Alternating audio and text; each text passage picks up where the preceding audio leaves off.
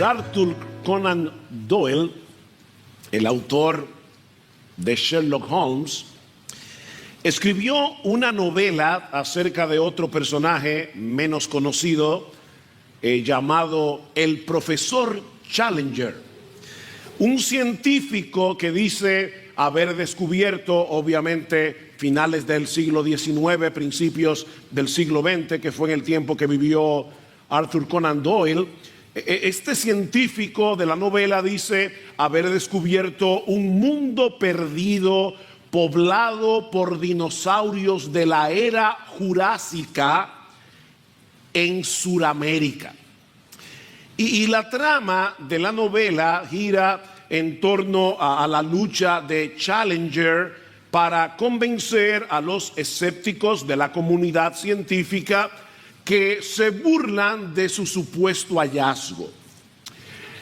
Lamentablemente, mis hermanos y hermanas, muchos que profesan ser cristianos reaccionan con ese mismo escepticismo cuando hablamos del deber que tienen los cristianos de ser santos en todas nuestras maneras de vivir, como si estuviésemos hablando de un mundo perdido que parece que pertenece a la era jurásica del cristianismo. Es como algo impensable que hoy estemos hablando acerca del tema de la santidad. Hay otros en la iglesia que rechazan inconscientemente la idea de la santidad porque la imagen que viene a sus mentes cuando ellos escuchan la palabra santo es la de un santurrón legalista, hipócrita, amargado, severo, hipercrítico y un largo etcétera. Bueno, mis hermanos, mi tarea en esta mañana es hacerles ver la santidad como algo hermoso.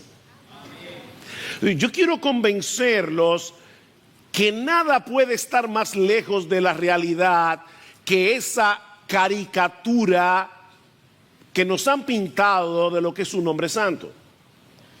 La Biblia dice que la santidad es el atributo por excelencia que hace que Dios sea hermoso.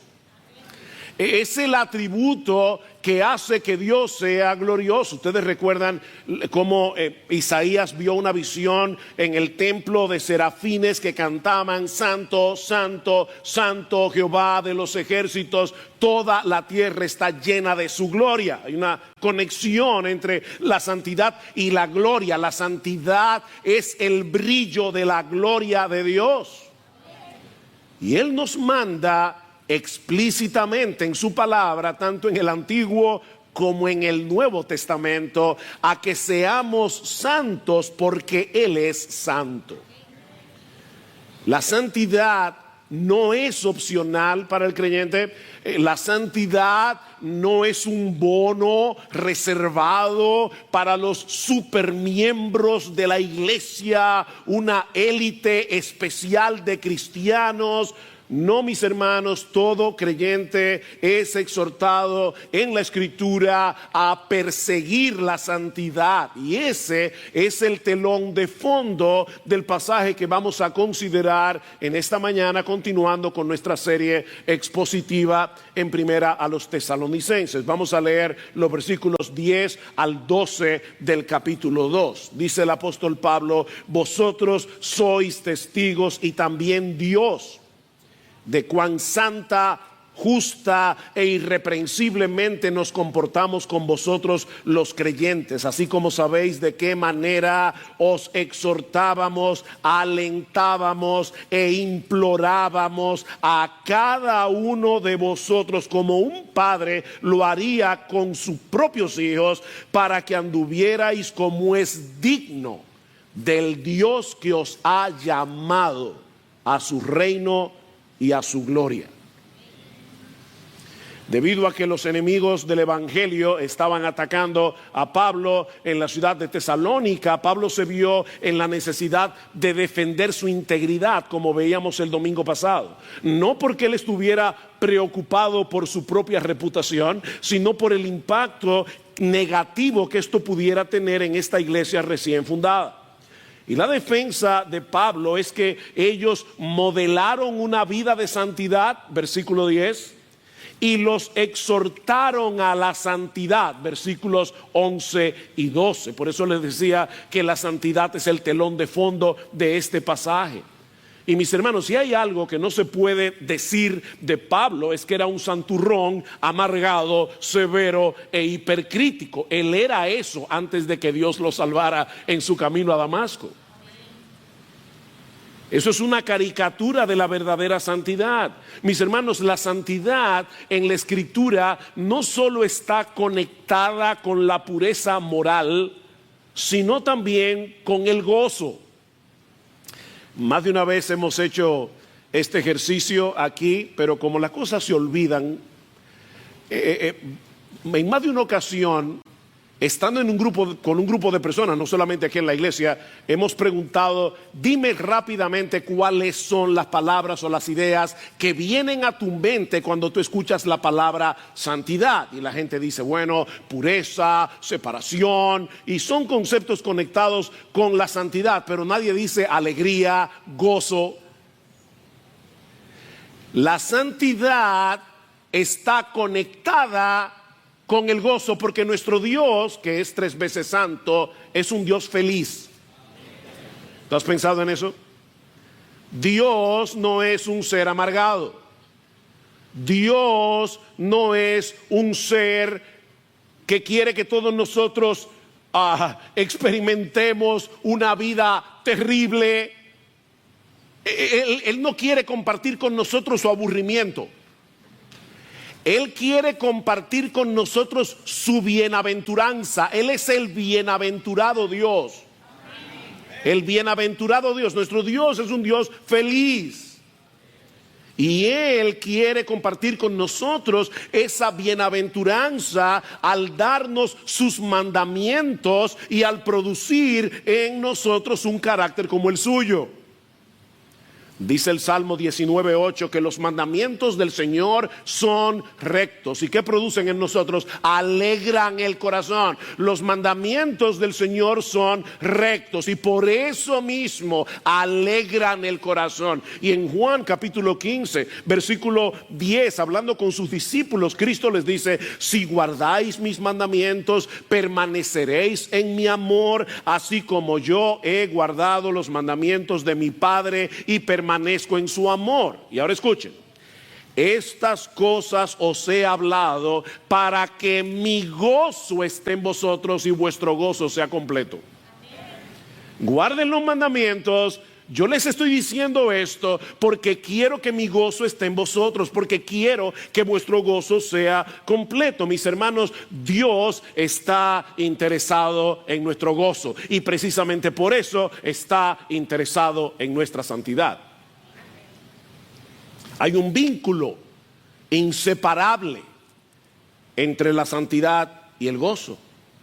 Y es precisamente por eso, mis amados hermanos de Iglesia Bíblica del Señor Jesucristo, que los pastores que verdaderamente aman a la gente que pastorean deben modelar delante de ellos una vida de santidad y deben animarlos y exhortarlos a una vida de santidad.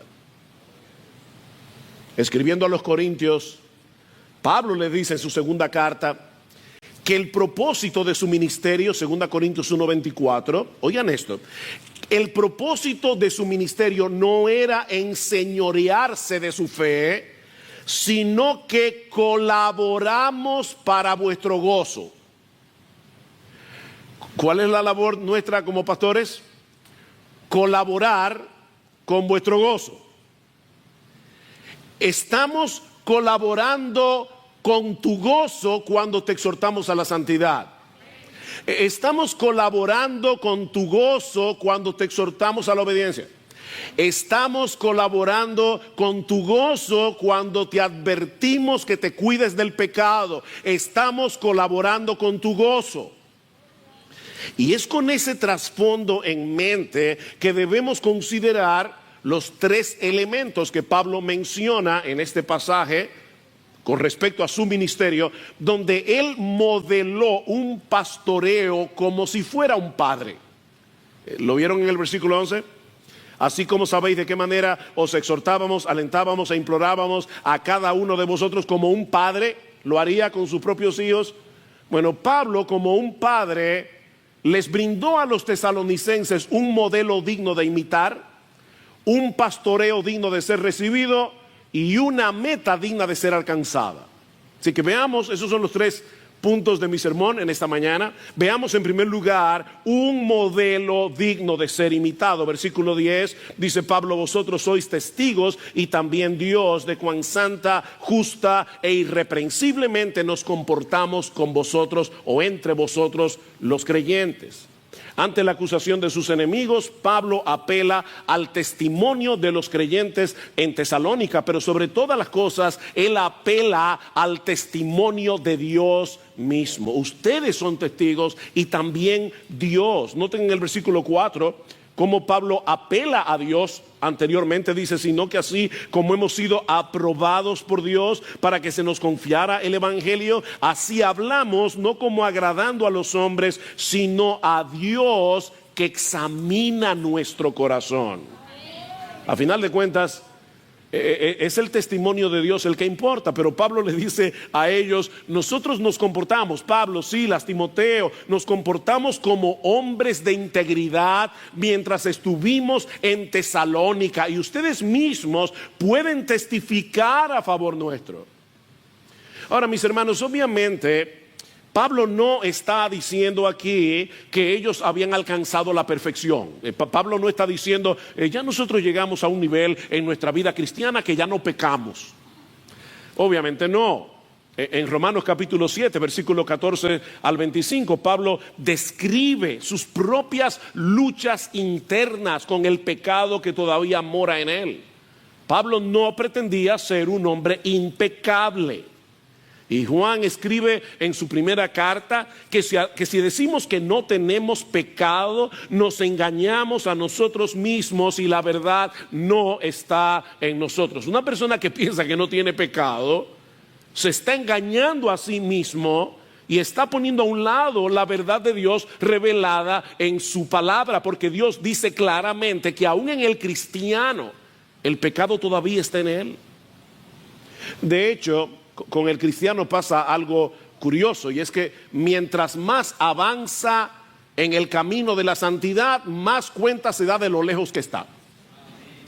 Mientras más maduro es un creyente, más apercibido está de sus propios pecados. Así que lo que Pablo está diciendo aquí es que ellos no podían ser acusados de tener una doble vida. Eso es lo que Pablo está queriendo decir. Nosotros no podemos ser verazmente acusados de tener una doble vida o una conducta que fuera incompatible con la de un embajador de Jesucristo. Los creyentes en Tesalónica podían testificar que Pablo, Silas, Timoteo se habían comportado de una manera santa, justa e irreprensible en medio de ellos. Y aunque estos tres adverbios son prácticamente sinónimos, hay una pequeña y sutil diferencia entre ellos. La santidad es el comportamiento de aquellos que viven conscientes de la presencia de Dios. Nosotros siempre estamos en la presencia de Dios, pero no siempre estamos conscientes de eso. Es aquel hombre, aquella mujer que vive con el anhelo de obedecer a Dios, movido por la gratitud y la reverencia hacia Él. Eso es una persona santa. No es una persona que sigue un conjunto de reglas, es una persona que quiere agradar a Dios, es una persona que por la gratitud desea agradar a Dios, obedecer a Dios. Ahora, mis hermanos, obviamente nadie puede vivir una vida santa a menos que no haya sido primero rescatado de su pecado. La conversión es un requisito indispensable. En la regeneración Dios nos liberta de la esclavitud del pecado para que podamos andar en santidad, en dependencia del Espíritu Santo. De manera que no se puede ser santo sin estar verdaderamente convertido, pero también debemos decir que no se puede estar verdaderamente convertido y no tomar en serio la santidad. El creyente, el verdadero creyente, tiene una lucha, tiene una guerra contra el pecado que todavía mora en él. Y cuando un creyente peca, él no toma su pecado a la ligera. Él se duele de su pecado, él confiesa su pecado, él se arrepiente de su pecado. La vida del cristiano es una vida de arrepentimiento y fe. Eso no es en un momento, en el momento de la conversión. No, mis hermanos, es a lo largo de toda nuestra vida. Es una vida de arrepentimiento, es una vida de fe. Pablo, Silas y Timoteo habían modelado en Tesalónica el poder que tiene el Evangelio para transformar nuestra conducta y nuestras motivaciones. Por otra parte, Pablo dice que ellos se habían comportado de una forma justa y se está refiriendo probablemente a una vida honesta, a una vida de integridad hacia los demás. Y de nuevo, ese es un fruto de la gracia en nosotros. Es un fruto de la gracia. Escribiéndole a Tito, Pablo le dice que la misma gracia que nos salvó es una gracia que nos enseña. ¿Qué nos enseña la gracia? A que renunciando a la impiedad y a los deseos mundanos, vivamos en este siglo sobria, justa y piadosamente. La gracia nos enseña eso. Y todo esto se engloba en la palabra irreprensible, que es una de las cualificaciones que deben tener los pastores. ¿Recuerdan? 1 Timoteo capítulo 3 versículo 1, el que anhela el obispado buena obra desea, pero es necesario que el obispo sea irreprensible. Y eso significa no tener ninguna acusación veraz que pueda descalificarnos como ministros del Evangelio. Esa es la idea. Ahora, mis hermanos, es importante resaltar que los pastores no somos los únicos que tenemos el deber de comportarnos de esa manera.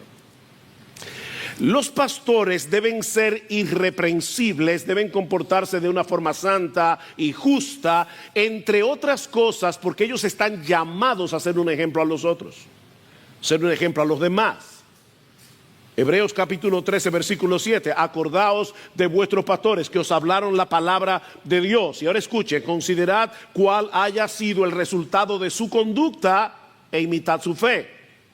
Imiten a sus pastores que os hablaron la palabra de Dios. Y eso fue lo que sucedió en Tesalónica. ¿Recuerdan el capítulo 1 versículo 6? Vosotros vinisteis a ser imitadores de nosotros y del Señor. Recuerden que la esencia del discipulado es la imitación. Los pastores debemos enseñar la palabra, pero si queremos tener un ministerio eficaz en medio de la iglesia, tenemos que modelar la palabra que enseñamos. Es un enseñar con palabras y es un enseñar con el ejemplo. Eso quiere decir, mi amado hermano, mi amada hermana, que aunque tú no seas pastor, el deber que tienen los miembros de la iglesia es el de imitar a sus pastores en todo aquello que nos ayude a ser cada vez más parecidos a Jesús. No cada vez más parecido a sus pastores. Nosotros no queremos clones en la iglesia. Nosotros queremos personas que se parezcan más a Cristo. ¿Qué dice Pablo en 1 Corintios 11? Sed imitadores de mí, así como yo lo soy de Cristo. Pero no solo vemos aquí un modelo que debe ser imitado, sino también un pastoreo que debe ser recibido. Versículo 11.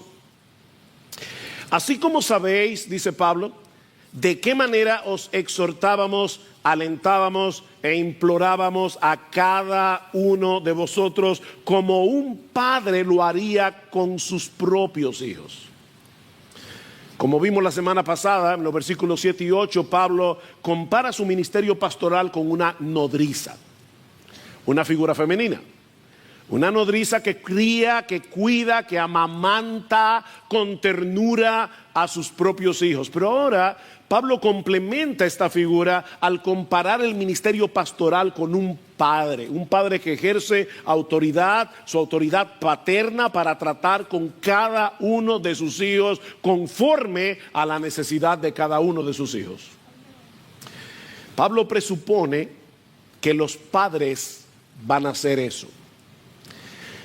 Y aclaro, él no se está refiriendo a los padres en forma genérica, es decir, para incluir a los padres y a las madres. No, él está hablando aquí a los varones masculinos que tienen hijos, los padres, específicamente. Hermanos varones masculinos, es nuestro deber como padres tratar con cada uno de nuestros hijos y exhortarles en amor y con autoridad a que vivan como es digno de Dios. ¿Qué dice Pablo en Efesios capítulo 6, versículo 4? Y vosotros, padres, y la palabra que usa allí, pater, no significa progenitores. Otra vez Pablo se refiere a los hombres que tienen hijos. Y vosotros, padres, no provoquéis a ira a vuestros hijos, sino criadlos en la disciplina y amonestación del Señor. Este es un deber, padres, que Dios coloca no únicamente, pero sí primariamente sobre nuestros hombros, sobre los hombros del Padre. Debemos predicar el evangelio a nuestros hijos, debemos instruirlos en el temor del Señor por medio de su palabra, a la vez que modelamos delante de ellos el estilo de vida que produce el evangelio. Ese es el deber de los padres. Y lo mismo debemos hacer los pastores con cada hermano de la iglesia. La frase cada uno de vosotros en el versículo 11 es enfática. Cada uno. No era un trabajo masificado, era un trabajo personalizado. Hablándole a los pastores de Éfeso, Pablo les recuerda en Hechos 20:20 que él solía enseñar públicamente y por las casas. ¿Ven? Era un trabajo que se llevaba a cabo en dos esferas diferentes. El ministerio de Pablo era grupal y era individual al mismo tiempo. Y noten que él no les daba la misma medicina a todo el mundo. También el tratamiento era personalizado. Pablo dice, así como sabéis de qué manera exhortábamos, alentábamos e implorábamos, dependiendo del caso, a cada uno de vosotros, como un padre lo haría con sus hijos. Así como un papá tiene que tratar con cada uno de sus hijos, conforme a la necesidad de cada uno, así deben hacerlo los pastores. Estos verbos que usa Pablo aquí, exhortar, alentar, implorar, describe un pastoreo que provee muchas cosas. Muchas cosas, es multifacético. El pastoreo provee consuelo, instrucción, aliento, exhortación, amonestación, consejo, todo lo que fuera necesario para ayudar a los creyentes a seguir avanzando hacia la meta del versículo 12. Andar como es digno de Dios. Y de esa forma los pastores, no lo olviden, colaboramos con vuestro gozo. Yo quiero insistir en eso, hermanos. Colaboramos con vuestro gozo. La santidad no es una camisa de fuerza. Esa es una mentira del diablo. Mis hermanos, el diablo no quiere nuestra felicidad cuando nos tienta. No es que está diciendo, pobres cristianos, Dios los tiene allí viviendo en un santo aburrimiento. Déjenme darles un poco de diversión. El diablo no quiere tu felicidad, mi hermano. El diablo quiere destruirte. Él busca tu destrucción. Y los pastores estamos ahí para darte una exhortación a tiempo y así poder preservar tu salud espiritual y poder preservar tu gozo. De hecho, es interesante que en esta misma carta, en el capítulo 4, Pablo les dice: por lo demás, hermanos, os rogamos y os exhortamos en el Señor Jesús, que como habéis recibido de nosotros instrucciones acerca de la manera en que debéis andar y agradar a Dios, como de hecho ya andáis, así abundéis en ello más y más. Pues sabéis que preceptos, no opciones, no sugerencias, mandatos, os dimos por autoridad del Señor Jesús. ¿Por qué? Porque esta es la voluntad de Dios, vuestra santificación. Hay creyentes que están todo el tiempo preguntándose: ¿cuál será la voluntad de Dios para mí? Bueno, déjame decirte claramente, la voluntad de Dios es que tú seas santo. Sin embargo, al final de la carta, Pablo dice en 1 Tesalonicenses 5:16, estad siempre, ¿qué? Gozosos. Entonces aquí hay una exhortación a vivir en santidad, y al final una exhortación a estar siempre gozoso. ¿Cómo nosotros podemos estar siempre gozosos? Obviamente viviendo en santidad. ¿Ven? Las dos cosas están conectadas. Mi hermano, déjame ponértelo de esta manera: nosotros pastoreamos para tu gozo y el nuestro. ¿Cómo así? Nosotros te guiamos hacia la santidad a través de la predicación de la palabra, a través de la exhortación personal, para tu gozo y el nuestro. ¿Qué dice Juan en su tercera carta? En el versículo 4: yo no tengo mayor gozo que este, el ver a mis hijos andando en la verdad. ¿Ustedes quieren causarle gozo a sus pastores? Tomen en serio su palabra. Ese es nuestro gozo. Nosotros no tenemos un mayor gozo que ver a cada uno de ustedes andando en la verdad, en toda la verdad, en todo lo que la Biblia dice, cogiendo en serio todo lo que la Biblia dice. Ese es nuestro gozo. Así que nosotros trabajamos, te exhortamos, te alentamos, te enseñamos, predicamos para tu gozo y para el nuestro. Pero una vez más, debemos insistir en el hecho de que esta responsabilidad de exhortar de esta manera no es exclusividad de los pastores. No es exclusividad de los pastores. De ahí todos los mandamientos, todos los deberes unos a otros que encontramos en el Nuevo Testamento. Alentados unos a otros, exhortados unos a otros, orad unos por otros, consolados unos a otros, amonestados unos a otros. Vayan conmigo una vez más a 1 Tesalonicenses 5, que mencionábamos la semana pasada. Pablo les dice a estos hermanos, versículo 12: pero os rogamos, hermanos, que reconozcáis a los que con diligencia trabajan entre vosotros y os dirigen en el Señor y os instruyen o os amonestan, y que los tengáis en muy alta estima con amor por causa de su trabajo. Vivid en paz los unos con los otros. Reciban bien el trabajo de sus pastores. Estimen a sus pastores. Aprecien a sus pastores por el trabajo que hacen. Pero ahora escuchen el versículo 14. Y os exhortamos, hermanos, no pastores, a que amonestéis a los indisciplinados, animéis a los desalentados, sostengáis a los débiles y seáis pacientes con todos. ¿Quiénes tienen esa responsabilidad? Todos nosotros. Nosotros lo hacemos de manera oficial, porque ese es nuestro oficio y nuestro gozo hacerlo. Pero todos tenemos el deber de ayudarnos, de edificarnos unos a otros. Como dice el comentarista Guillermo Hendrickson, es un error dejar todo esto solamente en manos de los pastores. Eso es un error. Los pastores no podemos alcanzar a todo el mundo aquí. Somos 7 y la membresía está llegando a los 700. ¿Cómo hacemos eso durante toda la semana? No podemos. Pero nos multiplicamos para que el cuerpo funcione como un cuerpo.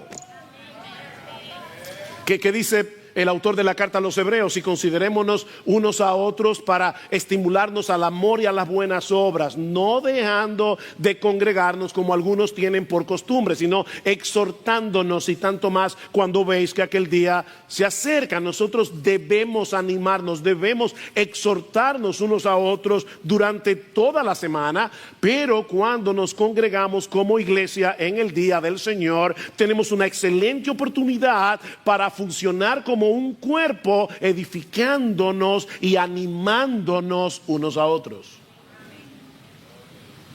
Déjame hacerte una pregunta. Cuando tú te estás preparando para venir a la iglesia, a congregarte, ¿tú vienes con esa conciencia? Tú le pides al Señor: Señor, abre mis ojos a las necesidades de mis hermanos y provéeme a alguien a quien yo pueda ayudar, exhortar, animar, alentar, consolar en esta mañana. Tú vienes a la iglesia, tú te congregas con esa conciencia. Ahora vamos a tener la escuela dominical a las 9:30. El culto comienza a las 11, pero ven a las 9:20. Y recuerda que va a haber un receso, vamos a tener tiempo para compartir. No es solo para tomarnos un café y comer una galletita, es para que podamos tener tiempo para compartir unos con otros. Es bueno simplemente compartir lo que hemos recibido en la clase, pero también es bueno acercarte a un hermano que tiene una cara de problema y pregúntale qué le pasa. Ven con esa conciencia, porque eso es lo que dice el autor de la carta a los Hebreos. Ahora, pídele también al Señor que te dé la gracia de recibir esa ayuda cuando seas tú que lo necesites. Déjame hacerte otra pregunta. ¿Tú recuerdas la última vez? Piénsalo, esto no es una pregunta retórica, piénsalo. ¿Tú recuerdas la última vez que alguien vino a ti y te amonestó por alguna razón? Te señaló algo que no está bien en tu vida. ¿Cómo tú reaccionaste? ¿Tú eres de las personas cuyos amigos tienen que pensarlo 1000 veces antes de decirle algo porque piensan que te puedes molestar? ¿Eres hipersensible? Porque de ser así, no vas a recibir esta ayuda. Nosotros tenemos que estar abiertos a ser ayudados, consolados cuando sea necesario, alentados cuando sea necesario, exhortados, amonestados cuando sea necesario. Mis hermanos, la santidad es un proyecto de comunidad. Si te aíslas de la iglesia, tú no vas a poder seguir caminando como deberías hacia la santidad. La santidad es un proyecto de comunidad. La iglesia es un cuerpo en el que todos los miembros, no solamente los pastores, contribuyen, de una forma u otra al crecimiento de los demás, de modo que podamos avanzar todos juntos hacia la misma dirección. ¿Y cuál es esa dirección? Bueno, eso nos lleva a nuestro tercer y último encabezado. Ya hemos visto un modelo digno de ser imitado, un pastoreo digno de ser recibido. Veamos ahora en tercer y último lugar una meta digna de ser alcanzada. Versículo 11 y 12 otra vez, dice Pablo: así como sabéis de qué manera os exhortábamos, alentábamos e implorábamos a cada uno de vosotros como un padre lo haría con sus propios hijos, para que anduvierais como es digno del Dios que os ha llamado a su reino y a su gloria. Wow, qué pasaje. Esa palabra andar es una metáfora que se usa mucho en el Nuevo Testamento para referirse a un estilo de vida, a una forma de conducirse en este mundo. De ahí las continuas exhortaciones que nosotros encontramos en el Nuevo Testamento: andar de cierta manera. Los creyentes andamos de cierta manera. No andamos como si fuéramos paganos, no andamos como si fuéramos incrédulos, no andamos en la vanidad de nuestra mente, como dice Pablo en Efesios 4:17. No. Nosotros andamos de otra forma porque somos creyentes. La Biblia dice que los creyentes deben andar conforme al Espíritu. Romanos 8:4. ¿Y qué es andar conforme al Espíritu? Andar conforme a la palabra que el Espíritu inspiró. Los creyentes deben andar en novedad de vida. Romanos 6:4. O sea, que el que te conocía a ti cuando tú no eras cristiano y te ve ahora, tiene que decir, es que fulano, fulana ha cambiado de una manera que es impresionante. Andamos en novedad de vida. Debemos andar decentemente como de día, dice Pablo en Romanos capítulo 13, versículo 13. La gente que comete su fechoría lo hace de noche, usualmente. Decentemente, como de día, como una persona que no teme vivir a la luz de todo el mundo. Decentemente. Debemos andar por fe, según a los Corintios 5, 7. Debemos andar haciendo buenas obras, Efesios capítulo 2, versículo 10. Buenas obras que Dios preparó de antemano para que anduviéramos en ellas. Debemos andar como es digno de nuestro llamamiento, Efesios capítulo 4, versículo 1. Debemos andar en amor, Efesios capítulo 5, versículo 1. Siendo imitadores de Dios como hijos amados, andando en amor. Debemos andar como sabios, dice Pablo en Efesios capítulo 5, versículo 15. Y así pudiera multiplicar los textos. Podemos decir que Pablo resume todo esto en la exhortación de nuestro texto. Debemos andar como es digno de Dios. ¿Cómo debemos andar? Como es digno de Dios. O como dicen Colosenses capítulo 1 versículo 10, debemos andar, el texto que leímos al principio, como es digno del Señor, agradándole en todo, llevando fruto en toda buena obra y creciendo en el conocimiento de Dios. Ese es el estilo de vida que debe caracterizar a un creyente. Vivir como es digno de Dios es reflejar de manera creciente las virtudes de su carácter. Virtudes que obviamente son encarnadas concretamente en la persona de Jesús. Es andar como Jesús. La meta que de Pablo no era que los creyentes se convirtieran en sus clones. No, la meta de Pablo era llevarlos a parecerse cada vez más a la persona de Jesús, el cual es la imagen de Dios. Vivir como es digno de Dios es andar como Jesús anduvo. Y los creyentes tenemos una razón poderosa y una motivación poderosa para vivir así. Vean el texto otra vez. Versículo 12. Para que anduvierais como es digno del Dios que os ha llamado a su reino y a su gloria. Hay tres cosas aquí. Primero, dice Pablo, debemos andar como es digno del Dios que nos llamó. Eso es lo primero. Y obviamente Pablo no está hablando del llamamiento general del evangelio. Cuando nosotros predicando la palabra le decimos al incrédulo, ven, arrepiéntete, cree en el Señor. No, Pablo está hablando aquí del llamamiento eficaz que el Espíritu Santo hace en el corazón de un pecador elegido por gracia para que venga a Cristo sí o sí. Dios te llamó con ese tipo de llamado. Es un llamado eficaz. No es el llamado general del evangelio. Por ejemplo, Pablo dice en Romanos capítulo 8 versículo 29, porque a los que antes conoció también los predestinó para que fuesen hechos conforme a la imagen de su Hijo. Ven que andar como es digno de Dios es andar como Jesús. Para eso fue que Dios nos predestinó, para que anduviéramos como Cristo mismo, dice, para que Él sea el primogénito entre muchos hermanos. Y ahora escuchen, y a los que predestinó, a estos también llamó.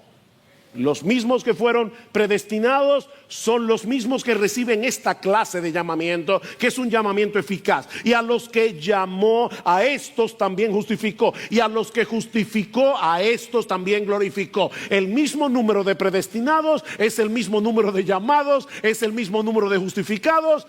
Y gloria al Señor, es el mismo número que será glorificado. Los mismos. Mi hermano amado, Dios te llamó por el poder de su Espíritu para que vinieras a Cristo en arrepentimiento y fe. Y de ese modo tú pudieras llegar a ser partícipe de su reino y de su gloria. Dios te llamó. Entonces Pablo está diciendo, óyeme, vive como es digno de ese llamamiento.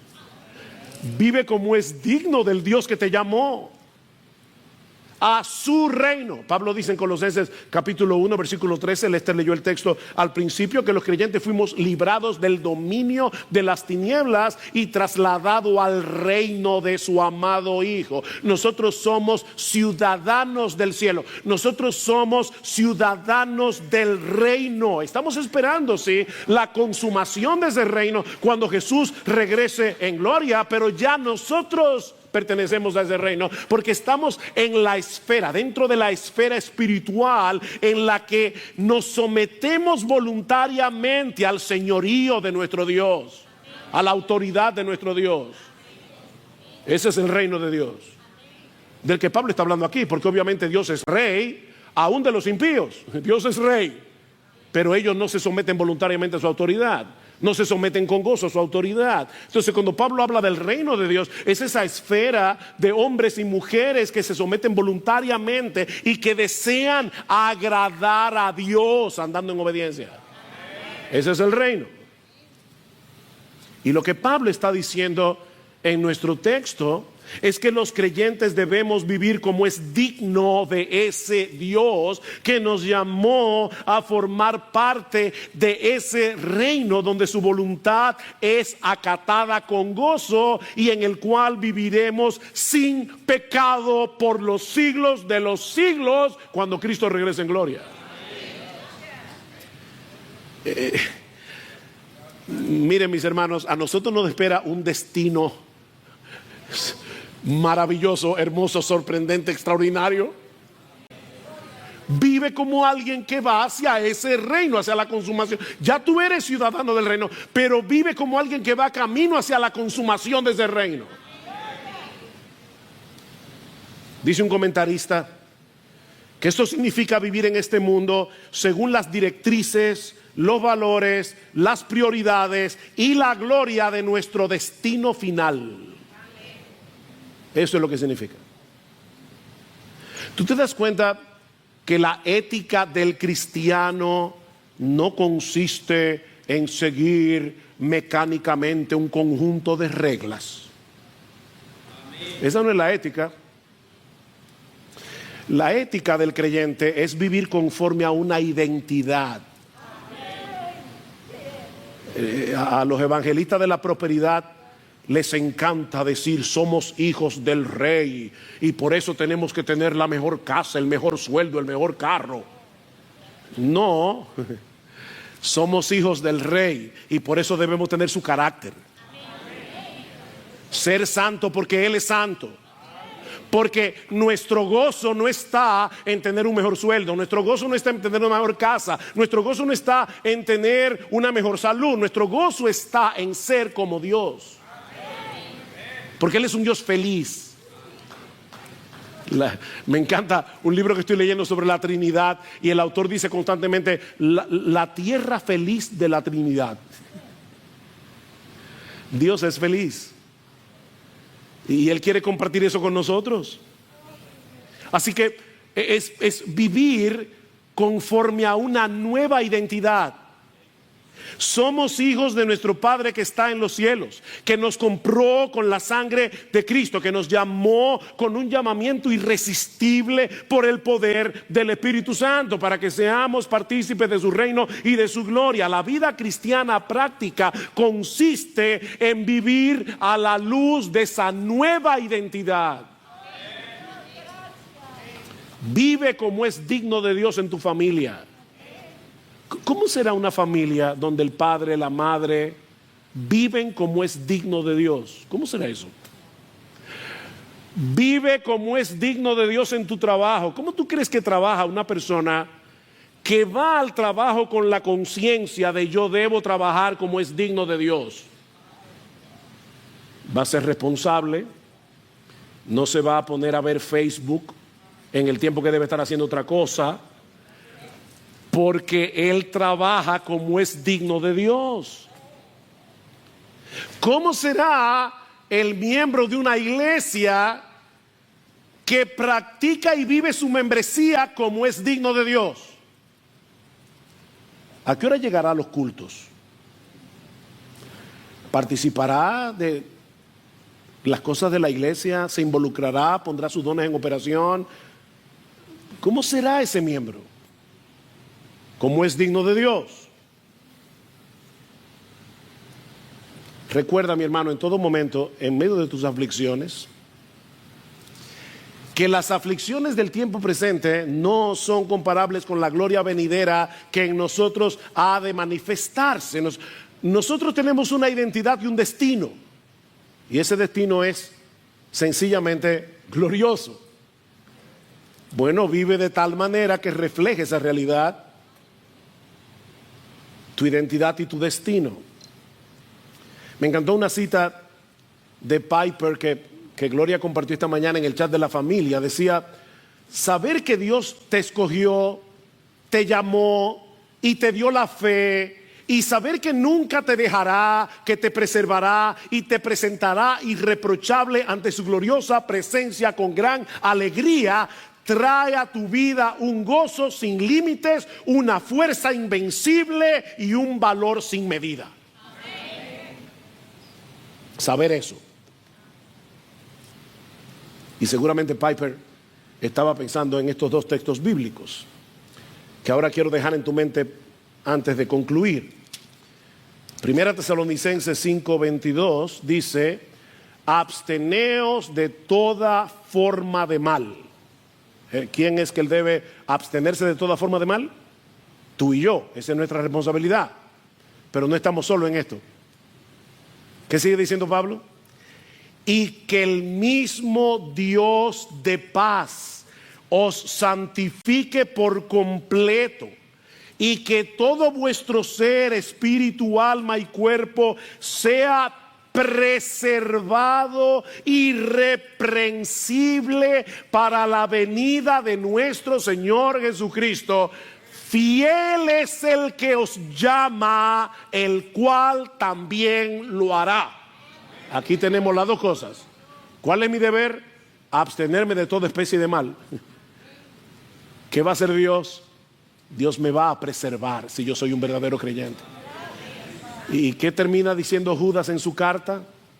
Y aquel que es poderoso para guardaros sin caída y presentaros sin mancha delante de su gloria con gran alegría, al único y sabio Dios, sea gloria y majestad, imperio y potencia, ahora y por todos los siglos. Amén. Con gran alegría estaremos en la presencia de ese Dios feliz en la tierra gozosa de la Trinidad. Y ahora que vamos a participar de la cena del Señor, mi hermano, aproveche este momento para darle gracias a Dios de todo corazón por lo que Él ha hecho a tu favor en Cristo. Si tú fuiste llamado a su reino y a su gloria, es porque Dios te escogió desde antes de la fundación del mundo. Es porque Cristo derramó su sangre para que tú pudieras ser redimido, para que tú pudieras ser librado de la esclavitud del pecado. Es porque el Espíritu Santo fue enviado desde el cielo a cambiar tu corazón, a darte vida cuando estabas muerto en tus delitos y pecados, y a traer un llamado irresistible del Evangelio para que tú vinieras a Cristo en arrepentimiento y fe. Dale gracias a Dios. Dale gracias a Dios. Pídele ahora en oración que te ayude a vivir a la altura de lo que somos en Él, conforme a esa nueva identidad, dependiendo en todo de su Santo Espíritu. Y ampárate en su gracia perdonadora, que siempre está disponible para todo aquel que cree. ¿Has sido convicto de pecado en esta mañana? Ampárate en esa gracia perdonadora de Dios, porque si confesamos nuestros pecados, Él es fiel y justo para perdonar nuestros pecados y para limpiarnos de toda maldad. Aprovecha este tiempo.